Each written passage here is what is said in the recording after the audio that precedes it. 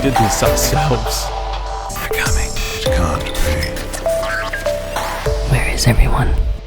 Hello, survivors, and welcome back to the Apocalypse Post. I'm, of course, your host, Makeshift, and today we're going to be talking about Neotropolis 2025, which is coming up, oh god, real soon. As you may or may not know, Neotropolis is put on by the very same team that brings you Wasteland Weekend, which is the world's largest post-apocalypse festival. And just a few short years ago, they expanded to their second immersive desert event, this one celebrating all things sci-fi and cyberpunk. Today, we're here to tell you all about it and what to expect. Well, that is if you've already got your tickets, because once again, Neotropolis is sold out. Though there's going to be a very short last chance ticket sale coming up, which we will talk about shortly. So not all is lost.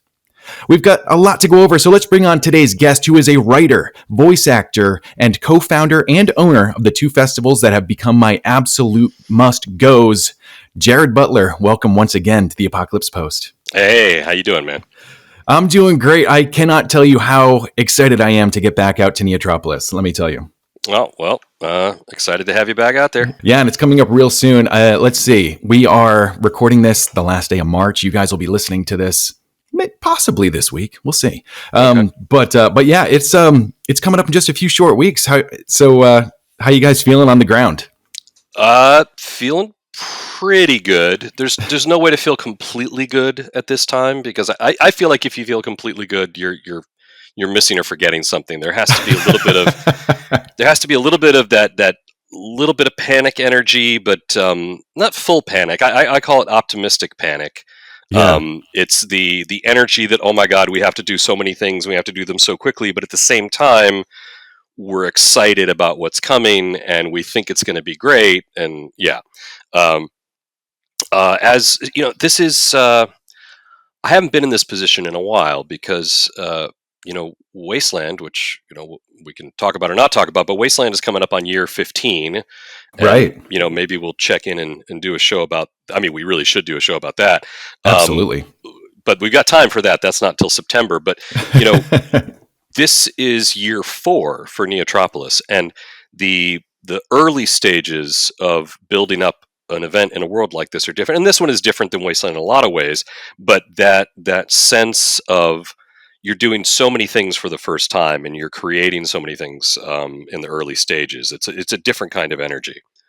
Yeah, I remember it wasn't until around 2015 or 16 that you and Adam were saying like Wasteland is becoming how we envisioned it. It took that many years to kind of like build it up. So I imagine it's the same for Neotropolis.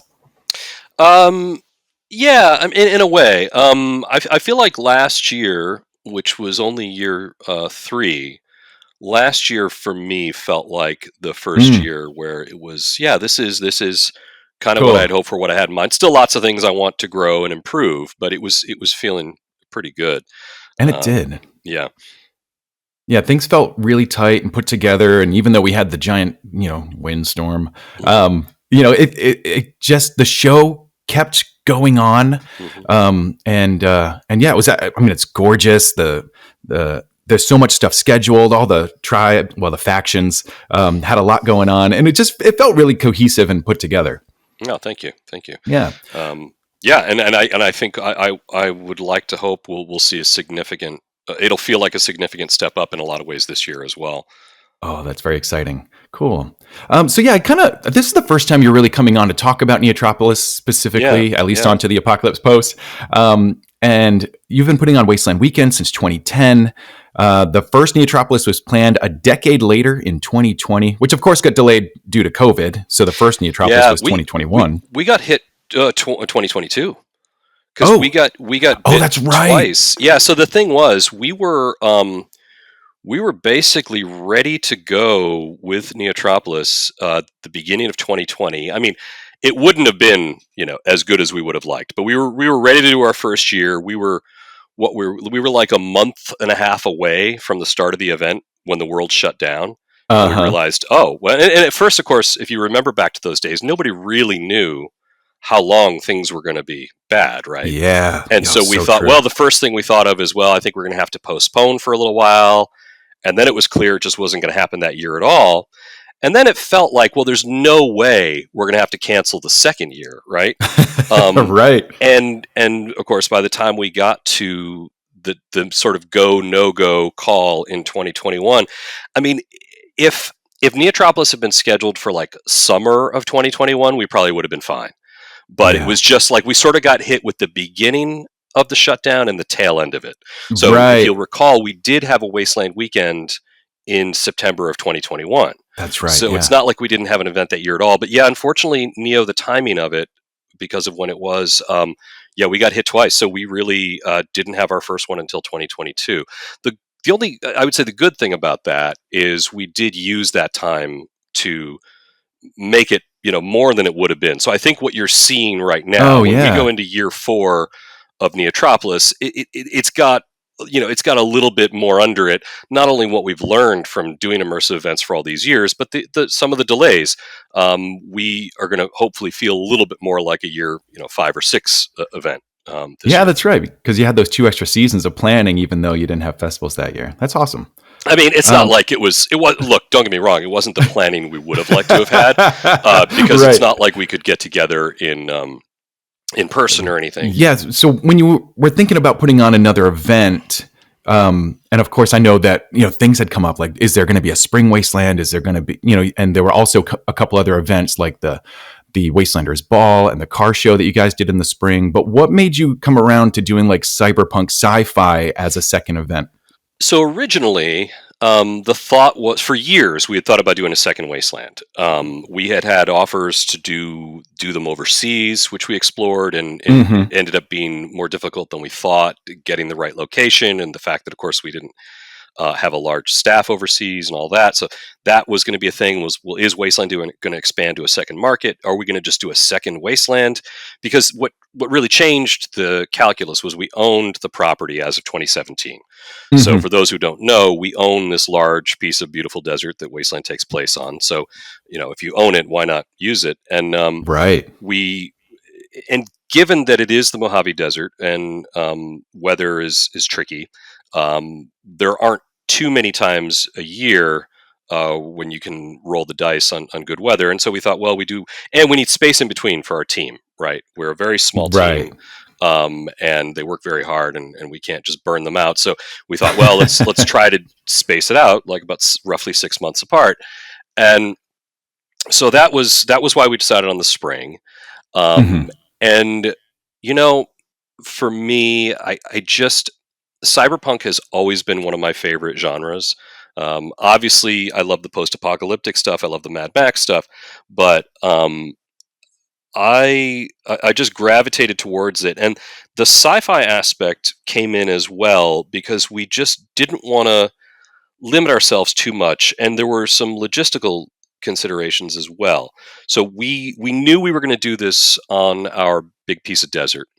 We knew we were going to have to build a lot of structures. We knew we were going to have to create a city, but we weren't using a location that was going to be like, if I had a giant warehouse downtown, I probably would have just done all cyberpunk, right? I would have said we are in future Los Angeles and all well, which of course we did with the Neotropolis bar, which we could come back to. Oh, that's right. But so location somewhat dictated theme. So I thought, well, if we're going to be on what looks like it could be a desert planet, maybe we don't set expectations that this is going to be an entire cityscape, right? That we are at the same time a cyberpunk city, but we're also on a remote desert planet. And so that brought in a little bit of the sci-fi aspect. And certainly there are other properties that mix sci-fi with cyberpunk. I mean, I think the classic cyberpunk is a future dystopian Earth city. But there's no question that something like The Expanse or Cowboy Bebop or various others can exist in a sort of more intergalactic type of cyberpunk world as well. So we embraced that, and it gave a little bit of freedom too for people wanting to create costumes and looks and all that. Oh, totally. Yeah, because it's not exactly the like super urban, like a future Japan or a New York kind of a landscape, but it is more of like a, I don't know, like a space truckers or a alien kind of where the technology is meeting this raw planet. Yeah. Yep. That's really what we're cool. going for. And we also just felt like we wanted to do something that was more original. Now, of course, I say original in quotes because cyberpunk is based on the idea that you bring in a lot of influences from a lot of cultures and a lot of other media, and so you're always going to be inspired by other things. But for this one, since we weren't paying homage to a specific movie or have a jumping off point from something like that, we wanted to encourage more originality. We wanted to come up with our own world and create our own storylines and let people create their own characters. And so one of the things that's been a little bit of a I guess I would say a learning curve for attendees is realizing that yes, we're the same people, it's the same location, but no, the guidelines for theming are not exactly the same as Wasteland, right? Most specifically, at Wasteland, if you want to come dressed as Mad Max or Furiosa or Morton Joe or someone from Book of Eli or whatever, that's great. We encourage that. You can be a recognizable character from one of those films that fits in with that world. At Neotropolis, it's just the opposite. We really don't want to see any recognizable characters from outside IP because it breaks the fourth wall that we've created for this one, which is we are not in an amalgam of stories. We are in the world of Neotropolis, which we are slowly building up. And so we want it to kind of be of that world. Now, of course, you can have influences, but it's all about what is the most immersive way to present this for your attendees and for your audience.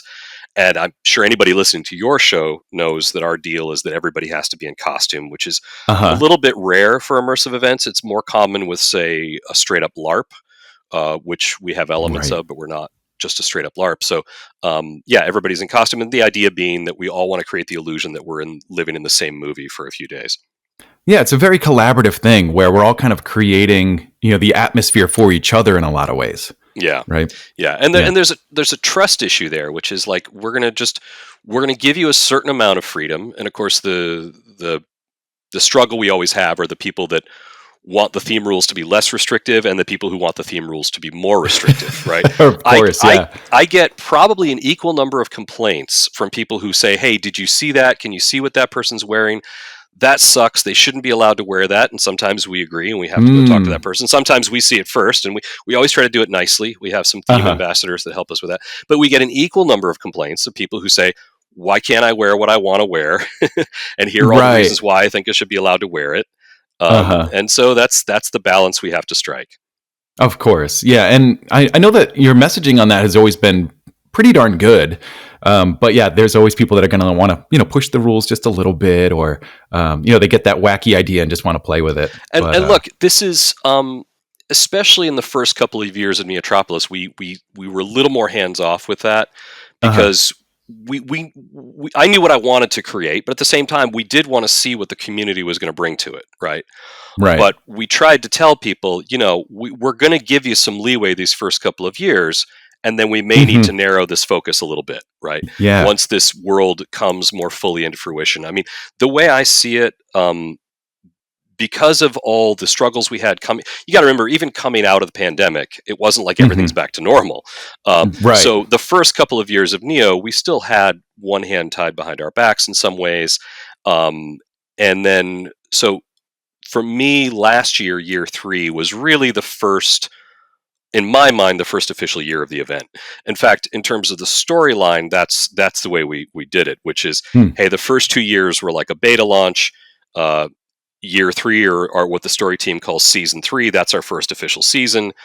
Everything from that is canon moving forward. And it's also been a way for us to, just dial in the theme a little bit more.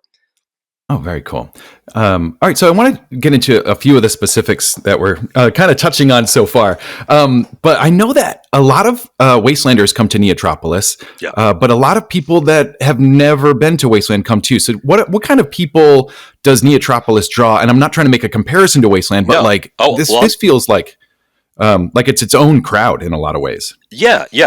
And so there's 2 aspects of that. One is that, of course, there's people that have never been to Wasteland, and some end up wanting to try out Wasteland afterwards because they're like, well, I really loved that. I want to see what else these folks can provide.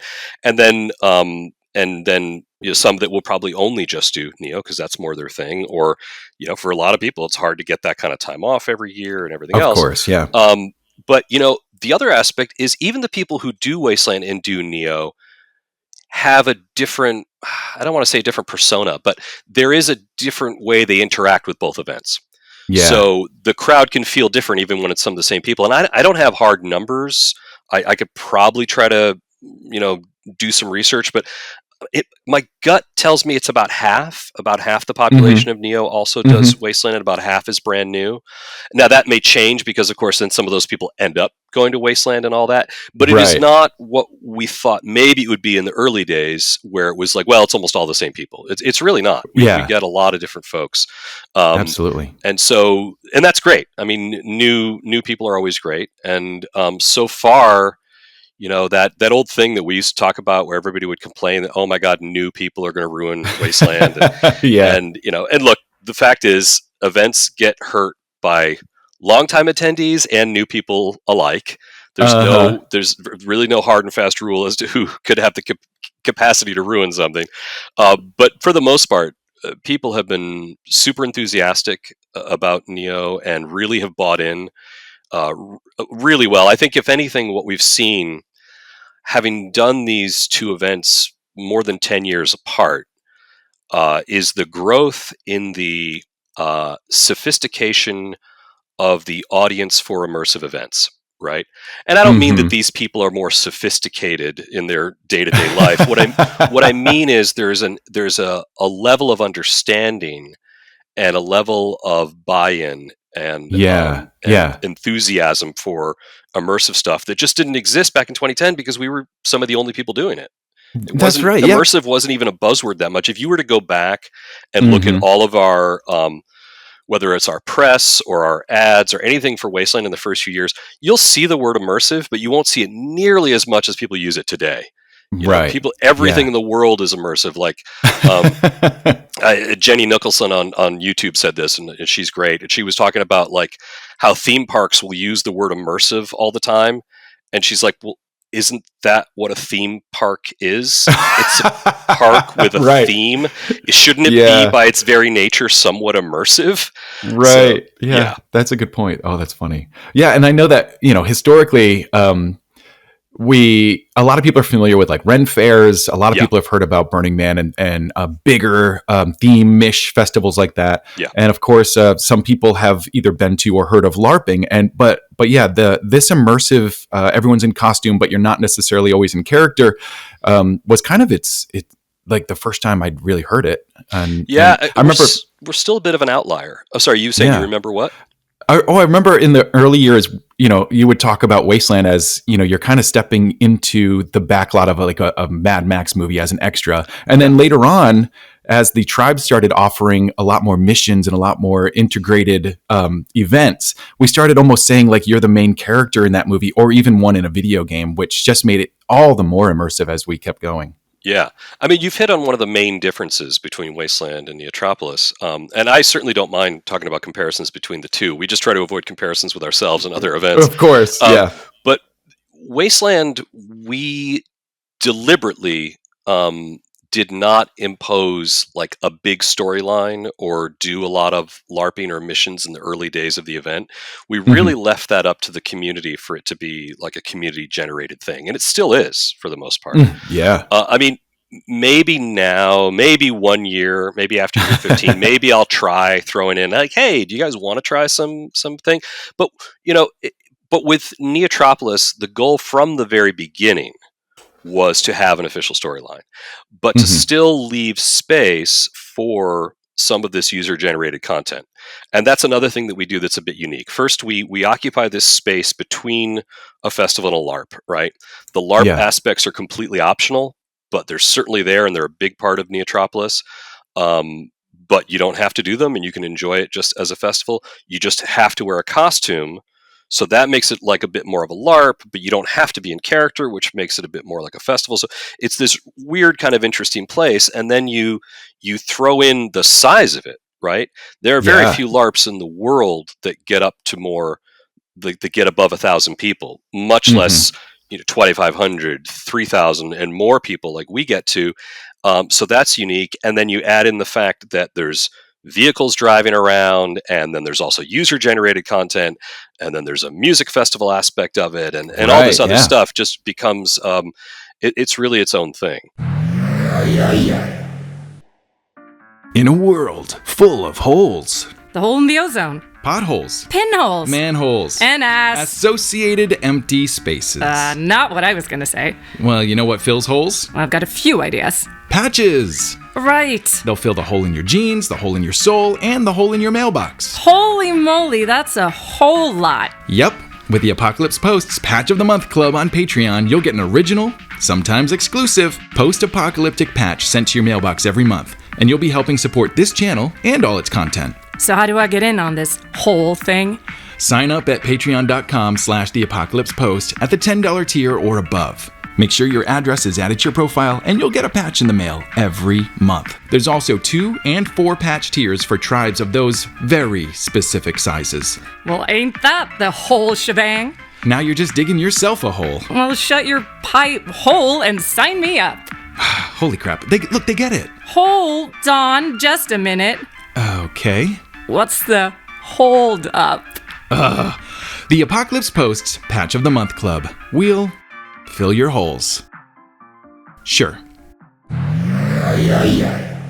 So tell me a little bit about like what people can expect when they come to the event, because obviously it's in the middle of the desert. Yeah. It's split into like general camping and then the theme zone. So what are people going to experience as they enter that theme zone, and especially like daytime versus nighttime? Sure. So the first thing is you ride by car, and you get in line to get in, and the first thing you get is they check your ticket and all that basic stuff, and then you go and set up your camp. Now, if you're part of a faction, the faction means several things. It can just be you and your friends forming a faction and having a campsite. That's a sort of informal version, and then there's the formal aspect, which is where you needed to have filled out an application and you have a reserve site and you actually get there early because you're helping to set up this city and create experiences for everyone else. You're sort of somewhat behind the curtain and working backstage with us. But if you're not one of those folks, if you're one of those folks, you'll get there early. You'll start to see this thing being built, and that's a whole other different experience. But if you're not that, it's first come first serve camping. You get set up, and we remind people that no, your campsite, your vehicle, all that does not have to be fully themed if you're not one of those factions in the themed area. And the other thing, for anyone who listens to this and is thinking about doing an official faction for next year, the cool thing is you can set up a whole campsite, or you can get one of our modules, which is where you're basically renting a little space within the city. So the bar to jump over is pretty low. You might have as small as a 5x10 cubicle area, kind of, that you are going to theme out yourself as part of this city block or mall or whatever. And that is your contribution, right? So that's a very different vibe as well. We could talk about that, but anyway, you get there, you camp, and then you kind of just wander down the main drag into the fully themed part of the city. Now, you have to have a costume on at all times, at least something that lets you blend in so you're not pulling people out of the immersion. But it's when you cross over into the fully themed area of the city that if you have a vehicle or a motorcycle, it would need to be themed as well. So again, the costume requirement doesn't change, but the vehicular requirement does. It means that all the structures and campsites, everything else you see there, also need to be fully themed. So that's it's not the only place activities happen. You can host cool little activities and interactions at your tent somewhere out in what we call the general camping area or the outer zone, and that's cool, and people will maybe find that and discover it. But when you wander into the city day or night, that's when there's so much interaction going on. Right. And it's again, so some of it is user generated, some of it is official. You can one of the first things we suggest is you can wander into the main block of the city, Mega Block 1, and go to the command center and get a special wristband. Now, you have your event wristband you get when you arrive, which is just your secure cloth wristband, which tells us A, whether or not you're over 21, and B, that you've bought a ticket. Right. Have to keep that in all times. We also have an optional complimentary RFID interactive silicone wristband, the blue wristband that we call the Neo Band, which if you've ever been to Disneyland and got a Magic Band or something like that, it's not too dissimilar. And you go to the command center to get that, and that tells us that not only are you just there for the event, you're there to experience a little more of the LARP aspect of the event. You're up for a little more of that kind of interaction, and specifically, you can then, if you want to get on the official mission track, you go to one of the 3 Allegiance headquarters there in the city, and they're on the map, and that's when you can try out an Allegiance mission, pledge to join one of the Allegiances, get on a mission track. This year you'll be able to earn our official currency, which is the Neocreds, the Neotropolis credits that you can earn for missions. You can earn other things, and that sort of starts the whole official part of the mission aspect, which you can do as little or as much of as you want. Right. By the way, all of this is no extra charge. No extra charge for anything. The only thing, no extra charge for the Neo Band. We give you that complimentary. No extra charge for parking or camping or RVs. All these other things that some festivals will nickel and dime you for. No charge for it. The only thing you have to pay for is if you go to see some of our official food vendors and want to buy some food, or if you go to our official merch vendors in the merch ball and want to, buy some swag to upgrade your outfit, buy some cool souvenirs, buy some official shirts and patches and stuff for the event. That stuff will cost real old world money, either cash or credit, but everything else is complimentary. That's awesome. And as far as your question about daytime versus nighttime, there's a lot for both. And of course, some of it's weather dependent. Every year, you never know what you're going to get. So bring layers, because it could be really hot, it could be cold, and that can change day to day. But we have quite a bit of bartering that goes on, which is where people just bring stuff to trade with each other. You can't trade food or drink items because of health department rules, but you can do all kinds of other stuff. Legal items only, please. And we have areas set up officially for people to barter.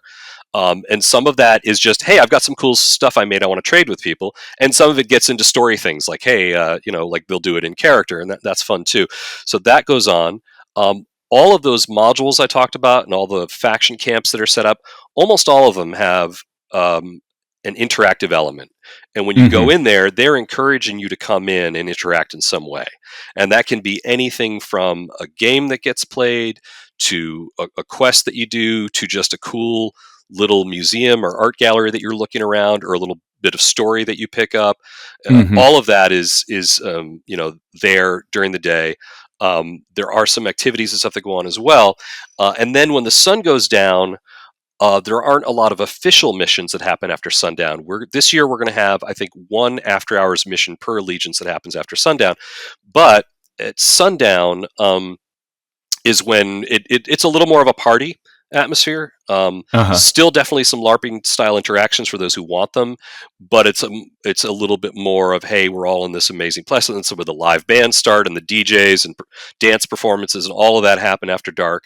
And of course, this whole city and this whole planet is designed to look great after dark. So that's when all the neon lights come on and all the LEDs light up and people's costumes light up, and the illusion of being on another planet just takes to another level at that point.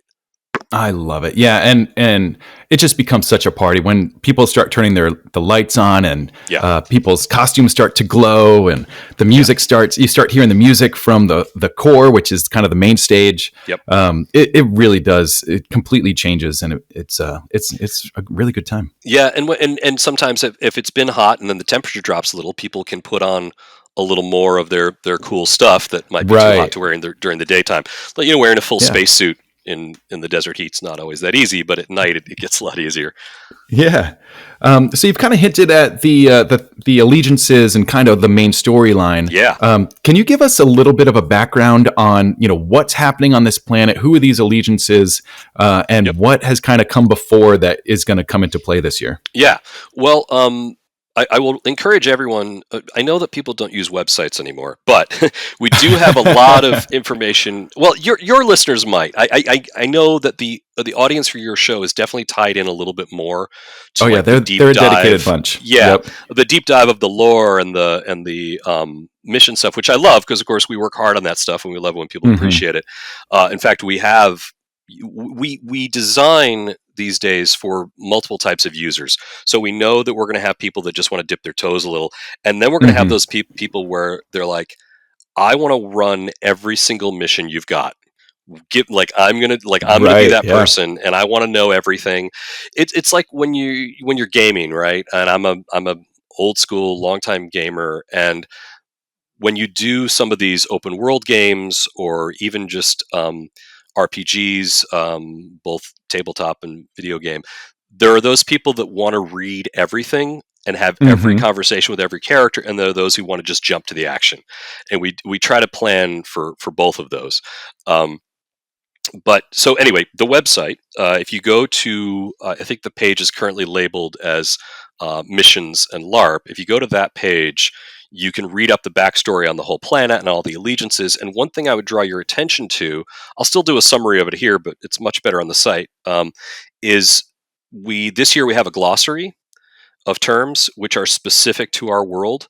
And they and you'll find the link for it on that missions and LARP page. You'll find a highlighted link for the glossary, and I'm actually just about to do an update, which should be done by the time this airs. We're going to be adding more things to it all the time, but reading up on the allegiances history and the history of the planet and the glossary will give you, for those people that want more of it, will give you a lot more of that. All of that kind of world building stuff and what's unique about our planet, and slang and words that you might encounter and things like that. And we'll continue to update that over the years as the world grows. For this year, without giving too much away, and I think we're going to play things a little closer to the vest this year than we did last year with some of the story stuff.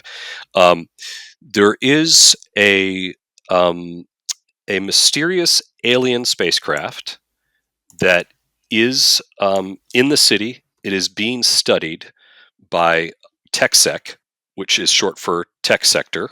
Tech Sector are a group of scientists on Neotropolis, officially, and they are studying this ship.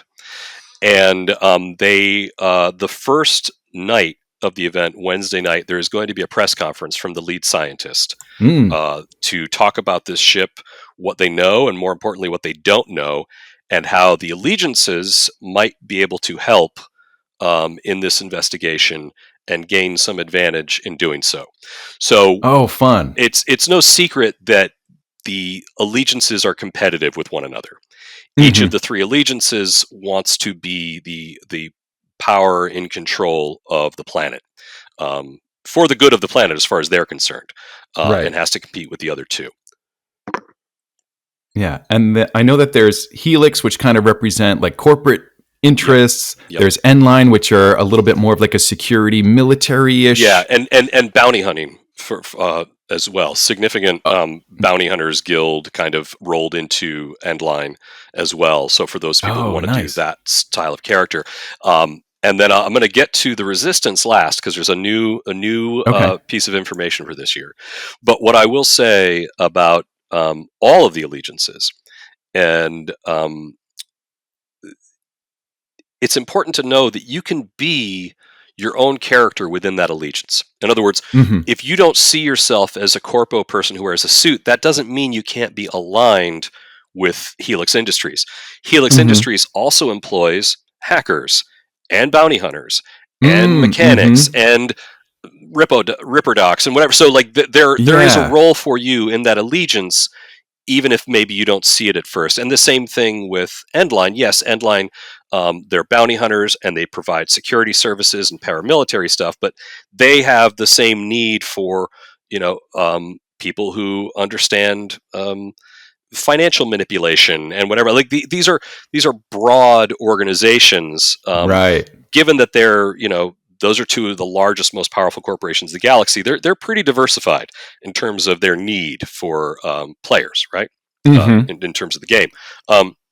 Now, for the Resistance, an interesting thing has happened, and again, I think this will be public information by the time this airs. And if not, well, hey, you get a little preview. Excellent. So there's going to be a recap of what happened last year. We're going to put out a news blast shortly before the event for people that weren't there or people that were there and didn't catch everything or just can't remember. We're going to get people caught up on what happened story-wise on the planet last year. But the short version is that the Resistance didn't do too well in the end. Some bad things happened. The Resistance had a significant defeat.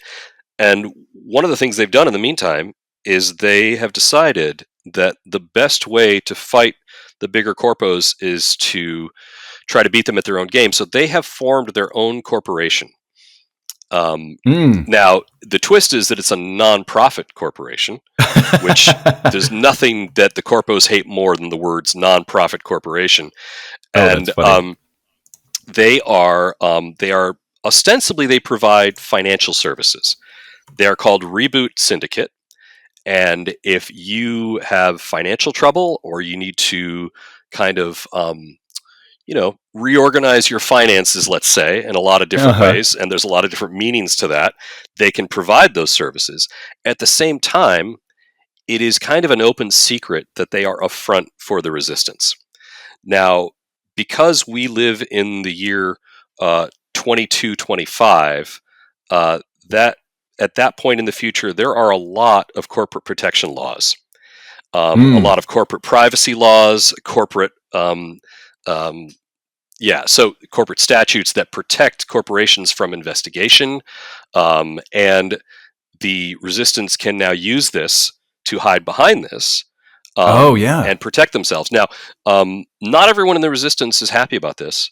Some people feel like forming a corporation is like selling out, despite whatever corporation it might be. But what this means is, as much as it's a bit of an open secret that this is a Resistance-affiliated corporation, at this point there's not a lot that can be done about it, and it means that we can have certain representatives who otherwise would have been labeled as terrorists or as part of the Resistance. They can speak publicly and appear publicly and recruit members and all of that without fear of retribution. So that is the Reboot Syndicate, and that is our third allegiance this year. They just happen to have the same patch and the same symbol as the Resistance that are.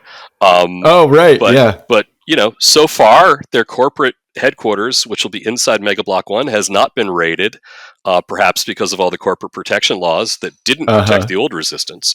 So it'll be interesting to see how that goes forward. But that's a long way of saying those are your three Resistances you can join this year. And new to this year, you can do one mission of each. You can do an introductory mission with each Resistance. Sorry, with each allegiance, without having to commit. Right. So you do your introductory mission, and then you say, okay, this is the one I want to pledge to. And that's when you can do an official allegiance mission for Endline, Helix, Reboot, and then get your patch. And then you've got your allegiance patch that you can carry, proudly wear, whatever. Now, once you do that, though, that's your path for this season, this 5 days of the festival. And you can't switch allegiances once you join that allegiance. You can switch allegiances next year, but you're with that allegiance for the year. Got it. Okay. And is there any time limit on when people should choose an allegiance? Nope. You can join even if you don't get there till Saturday midday. You can still join. You won't get a whole lot out of it. You won't get as many missions to do, but you can still join. So you can join anytime you want. Obviously, the earlier you do it, the faster you can do official missions. And doing official missions gets you your Neocreds, right? Yeah. And so the Neocreds are obviously not real currency. They don't have any real world value. They're very cool looking. They're very cool souvenirs. You earn those doing official missions, and there will be some select faction missions that are official allegiance missions, right? Where we've brought them into the storyline. We've kind of given them the Nintendo seal of approval. And when you do those ones, you also get Neocreds for those. And when you save up your Neocreds, you can try to get into the Midnight Market, which is a secret dark market, happens at midnight, where you can buy items and bid on certain auction items and just have some fun with that. Now that's going to be open each night to I don't know if we're going to do it Wednesday night. But if not Wednesday, certainly Thursday, it'll be a short little thing, and that'll be open to the allegiance that performs the best in the past 24 hours. So only one allegiance is going to get in. We haven't fully. I think we're going to allow a +1, so you can bring a friend, right, who's maybe not even part of your allegiance. And then there's So that's what you're competing for. Is it's like our version of, hey, you play a bunch of skee ball and then you use your tickets at the counter. So Right, it's just so you have something tangible, something fun to do with the credits. And of course, you can trade those credits to other things. And other factions have their own currency. There are other competing currencies on planet, and it'll be up to them how much they feel like the exchange rate is worth for these currencies. We just remind you that our vendors, food vendors, and vendors in the mall, they take real money. So don't try to pay with NeoCreds. Right. But yeah, so that's another fun aspect to this year that we've added. That sounds also, really neat. beyond the patch, you can earn pips and things like that for doing missions, and you can advance within the ranks. Sometimes you might get promotions and things like that. Very cool. And I know one of the things that is kind of important to think about ahead of time, at least at past events, and I'm assuming we're doing it again, is NeoNav, the app that kind of works on site? Absolutely. So that is done by the WCC, and they have their own faction that's right there on the main drag.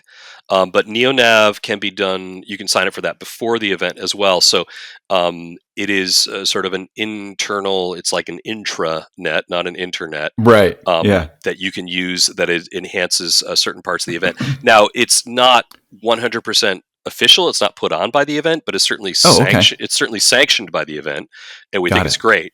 But I can't give you all the information about it. But but if you go to their site, you can find out all kinds of stuff and get set up for it. Okay, got it. Yeah, because I remember in years past that was kind of where the credits lived, were digitally. So it sounds like now they're going to be more physical. Well, so it's both. You can still have NeoNav credits; those are still a thing. All the digital credits. We're not taking away any of the stuff that people were doing with their own credits. It's just that in addition to that, there are these official physical credits. Right on. Okay. And they are not, and it's important to know that at least for this year, you can't exchange them.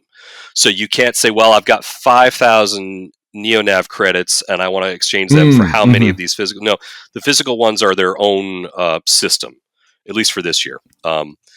And then we'll see how it goes for next year. And we may end up doing digital NeoCreds as well, but I'm not sure. We're just going to concentrate on rolling out the physical currency for this year so far. And there are other physical currencies out there too. Don't get me wrong. There are paper currencies people have made. There are chits. There are all kinds of things.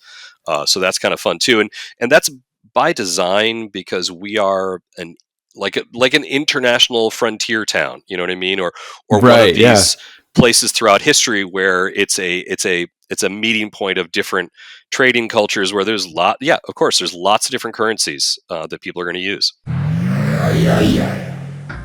The Love Bombs provide top-notch outcomes for the most discriminating clients all across the wasteland. When you need executive escort and protection, intelligence analysis, direct action, or other specialized solutions, the Love Bombs provide a bespoke option tailored directly to your needs. Listen to this heartfelt testimonial from one of the Love Bombs' satisfied clients. I hired the Love Bombs to save my precious Pookie Pie from them there scabs over yonder. They was fixing to turn his poor hide into jerky. Woo! Woo! I reckon not a one of those bastards will walk away from this scuffle. Because it's from the body part. Goodness gracious, I reckon I ain't ever seen a gun that big. The Love Bombs will give your enemies a licking they won't soon forget. Yes, the Love Bombs. They're polite, professional, and have a plan to kill everyone they meet. The Love Bombs provide complete confidentiality in their free initial consultation. That's right, the initial consultation is absolutely free. Remember, the Love Bombs. Artillery available. All right. Well, it sounds like there's a lot going on this year and a lot to discover once we get on site, especially. I do like, all right, so just to sum up, when you get there, if you want to participate in the role play stuff, go to the command center and get your wristband. And then they will send you to go explore Helix, Endline, and go find Reboot. In order to start playing those storylines. And those are all on the map too. You can certainly go to those allegiances before you get your wristband. We just recommend the wristband first, because when you get your wristband, they'll review for you, hey, just so you know, there's a few things you should know about how we LARP here at this event. Yeah. All LARPs have different rules and everything else. So it just covers, just some basic etiquette kind of stuff. Very cool. there was something else I was going to mention about the credits, or can't remember. But yeah, lots. I know what it was. Not about that. Every night, if you're walking down the main drag, you're going to see this spaceship. It's pretty easy to find. You'll see the scientists are studying it, and you will see there is a platform there that they use to access the upper parts of the ship, and it has a screen. Around getting closer to evening, that screen will have a countdown on it. And that first night, I can spoiler alert, at 7:30 p.m. there is going to be a press conference at that platform, 7:30 p.m. on Wednesday night, which is the kickoff to some of the story elements of the event. So I know I'm flipping in and out of behind the scenes and everything here, but basically that will be our story moments that are kind of a little bit more acted out immersive theater will be taking place at that location each night, so that they're hard to miss. Very cool. I like that because it kind of gives everyone a kind of a central point to find the storyline. And there will be others too. But if you hit up that spot each night, you'll get a sense of what's going. Even if you're not participating, just because you're not running all the missions and everything, you might just be curious. Like, I wonder what's going on with this whole storyline. Well, you'll find out. Yeah, and it absolutely adds to the immersion when you see one of these scenes get acted out by some really talented people. And outside of all the role play, there's also a ton of other entertainment. I know you've got live music acts, a lot of the factions put on really incredible camps to hang out in. Can you just give me kind of the overview of all the other things happening? I know we're kind of running out of time. Yeah, but there's so many. I mean, what I would say is definitely check the entertainment page of the website. There's lots of stuff there. The official schedule will probably be out by the time people are listening to this. And that covers things that are happening at the core and a few other things. But I mean, there's lots of retro video gaming. I mean, we haven't even touched on the kind of retro futurism aspect of this event, which I love as a kid from the 80s. I just love all of that, and we push that pretty hard. Everything from the synthwave music that's there, that's the dominant like synth pop, synthwave, synth-based music is our main thing, but also a lot of 80s influence because that's also a big part of cyberpunk. But a lot of retro gaming of all kinds. We've got tabletop gaming, we've got video games, console games, stand-up arcade games. You've got robot battles, RC car races. You can bring an RC car that fits the theme. If you go to the website, you'll see about the RC glitch race. There's a qualifying round and then a race that happens. That's more of like an obstacle course thing. There's that. There's, of course, the DJs that are also in some of the official nightclubs that are on the main drag. And then you've got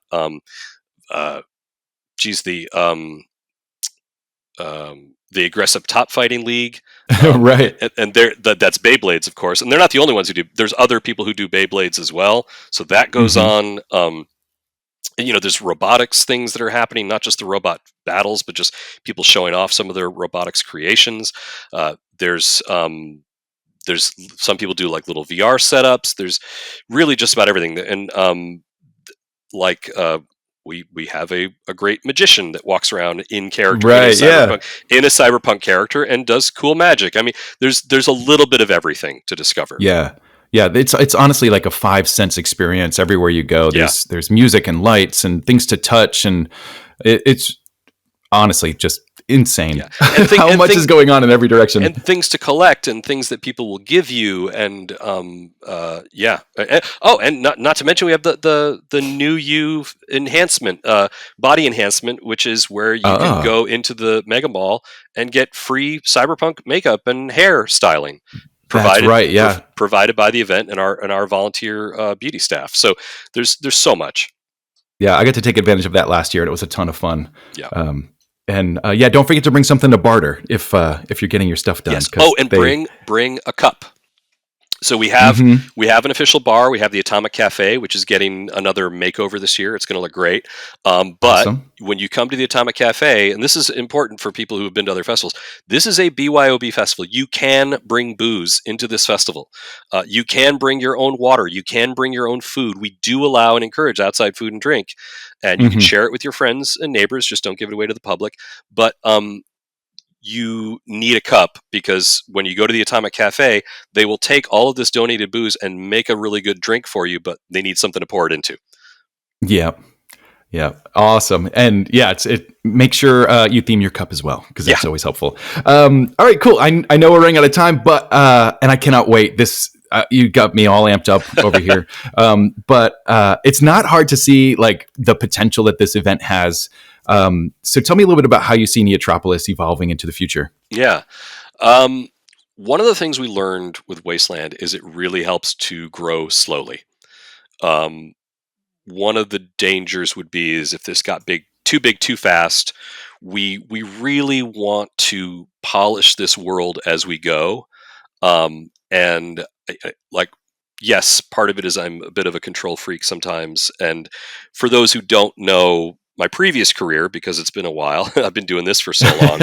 I did work in Hollywood for a while at a film studio, but then as a screenwriter. And so I'm very excited about creating this world that we create. I get to work with storylines and writing, and also, one of my hobbies is making props and all of that. So I love the whole design aspect of it, and I get to have a great team to work with, and we're building this world a little bit every year and creating so much detail. And the thing about CyberPunk is it's all about the details, right? And every year there's going to be more and more of that, to where it's just going to be like hard to believe how much. It's already hard for me to believe some of the stuff people bring and how much detail and story and everything is built into some of these things that people create, and that's only going to grow. And I see this as something where we can grow slowly every single year. And really, it's not about the size of the population in the event, although that will grow. It's about how good can we get this experience, right? How ridiculously good can this be given our meager resources and our small team? Yeah. And you can only do that. You can only do that. I have to talk about the team and the community, the amount of passion that is out there, and the amount of time and effort people put in for what is really their vacation, because they just love to create art and create amazing things for other people and their friends to enjoy. When you're passionate about something, it doesn't feel like work. And there's a way to enjoy it and work your ass off at the same time. And that's what a lot of these people do. And for those that get to just step into it for the first time without having been part of all that, it is going to be hard to believe that a small team put this together for just 5 days, and that it came from empty desert and goes back to empty desert just a couple of weeks later. It boggles my mind every time. Yeah, I absolutely love watching it get built, which is why I love being there early enough to see it. One more thing I should plug for your listeners, because I know your listeners are some of the hardcore players. We're doing something new this year. At the very end of the event ends at noon on Sunday. However, there's one last thing. At noon on Sunday, you will look for, it is going to be in the same location as the Midnight Market. We're going to have the Spoilers Club, and for 1 hour, we're calling it the Spoilers Club. And for 1 hour, you can hang out with other players, members of the writing staff, and some of the actors, and we'll talk about all the stuff that kind of happened, get a little peek behind the curtain, answer questions, and talk about some of the things that happened in that season. Oh, that's super fun. I definitely want to be there for that. Yep. That's very exciting. All right, cool. So I know that you're doing a last chance tickets for anyone that did not get theirs yet. When is that going to be? Yeah, that's next Wednesday. I want to double check so I'm not wrong about this, but I believe it's Wednesday the 9th. Yeah, Wednesday the 9th, 10 a.m. Yeah, so we have a limited number of those because these are tickets where someone bought a ticket and ended up becoming a volunteer. So we've refunded their ticket, and that ticket goes back into the pool. We don't have a lot of them, so get them early. But yeah, that'll be your very last chance to grab some tickets for this year. Otherwise, you're going to get the FOMO. yeah, and it's real. All right, so if you don't get one of those tickets, we'll either see you at Wasteland or we'll see you next year. Hey, Jared, thanks so much for coming on and talking to us about Neotropolis today. Always great to talk to you. Thank you. Oh, my pleasure. This is so fun. All right, guys, make sure you go to neotropolis.com. There will be a link underneath for you to get over there and get all the information. That's the best place to find the information. And, Jared, facebook.com/Neotropolis, right? For the, or Neotropolis Central. Is it Neotropolis event? Hold on one second. Yeah. I'll run down. I'm looking forward to it. Well, the website has all of our actual social media links, but we have, on Facebook, it's facebook.com/Neotropolis event. That's right. And then Neotropolis Central, once you're on Facebook, is a great group where a lot of members are to hang out. Also, our Instagram, which I believe is trying to remember. Hold on. Yeah, I know. There's so many different things. Because, of course, sometimes the name you actually want is taken. So I believe it's... Oh, yeah, and it's different for the two different again. events that we do. So yeah, it's Neotropolis event on Instagram. Okay, yeah, Neotropolis event on Instagram is a big one as well, and we have a Discord server that you can get on. You'll probably need to ask a friend who's already on it. I don't know Discord that well. I'm on there sometimes, but we have a Discord server. It's the Wasteland World Discord server, which is for both events. And that's a sort of semi-public Discord server where people can talk about things if they're not on one of those other social media platforms. And we do have a presence on TikTok. We'll see how long that lasts. And we're on the site formerly known as Twitter as well, just to get people information as many places as we can. Perfect. All right, I love it. All right, well, once again, thanks for coming on. For all you guys out there, make sure you are subscribed wherever you're listening. Give it a thumbs up or a comment if you can. And if you enjoyed today's episode, share it with a friend. If you did not, share it with an enemy and send them to a mysterious alien spacecraft that is in desperate need of being probed. Once again, Jared, thanks again. Oh, man, I can't wait to see you in a couple weeks. Yeah, this is going to be good. All right, see you soon. All right, see you in the future. Bye. Bye.